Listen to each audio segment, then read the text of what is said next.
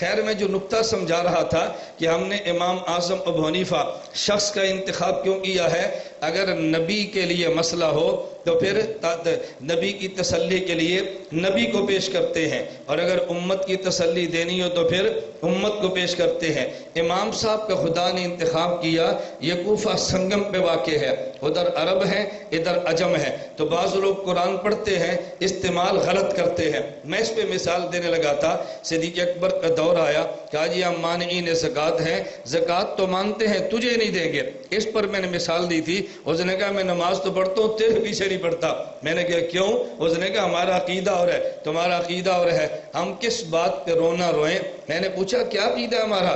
اس نے کہا تمہارا عقیدہ یہ ہے انبیاء قبروں میں زندہ نہیں ہے، تمہارا عقیدہ یہ ہے انبیاء کی قبر پہ صلاۃ و سلام پڑھو تو نہیں سنتے، ہمارا تمہارا اختلاف ہے۔ میں نے اسے نیٹ آن کیا، اپنا بیان کھول دیا، میرا بیان وہ لاہور تحفظ سنت کانفرنس کا تھا۔ میں نے کہا دیکھو ہم کہہ رہے ہیں انبیاء قبروں میں زندہ ہیں، قبر میں نماز پڑھتے ہیں، قبر پہ صلاۃ و سلام پڑھو تو سنتے ہیں، دور سے پڑھو ملائکہ پہنچاتے ہیں۔ اگر یہ عقیدہ نہیں ہے تو وہ دیوبندی نہیں، دیوبندیت کے ماتھے پر بدنما داغ ہے۔ اس نے کہا مجھے اب پتا چلا تمہارا یہ عقیدہ ہے۔ میں نے کہا جو دیوبندیت میں گھسے ہیں نا انہوں نے دیوبندیت کو بدنام کیا ہے۔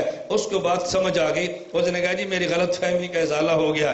ایک ہے نماز کا انکار، ایک ہے فلاں کے پیچھے نماز کا انکار، ایک ہے زکوٰۃ نہیں دیتے، ایک ہے تجھے نہیں دیتے۔ انہوں نے ابو بکر صدیق سے کہا ہم زکوٰۃ تو دیتے ہیں تمہیں نہیں دیتے۔ صدیق اکبر نے کہا وجہ؟ انہوں نے کہا ہمارے پاس قرآن موجود ہے، ہم تمہیں زکوٰۃ نہیں دے سکتے۔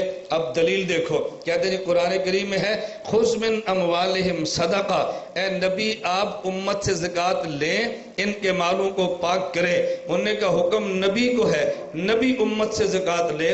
جب نبی تھے ہم نے زکوٰۃ دی ہے، حضور چلے گئے زکوٰۃ نہیں دیں گے، تو جنہیں حکم تھا انہیں دی ہے، نہ تمہیں حکم ہے نہ ہم لیں گے نہ دیں گے۔ اب دیکھو استدلال قرآن سے کیا نا، وہ تو ابو بکر صدیق تھے نا، پیغمبر کے جانشین تھے۔ صدیق اکبر فرمانے لگے دیکھو میں عام خلیفہ نہیں، خلیفۃ الرسول ہوں، میں جانشین ہوں، جانشین پیغمبر ہوں۔ یہ مصلی بھی نبی کا ہے اور یہ ممبر بھی نبی کا ہے اور یہ خلافت بھی نبوت کی ہے، تو جو جو کام نبی نے فرمائے وہ سارے کام میں نے کرنے ہیں۔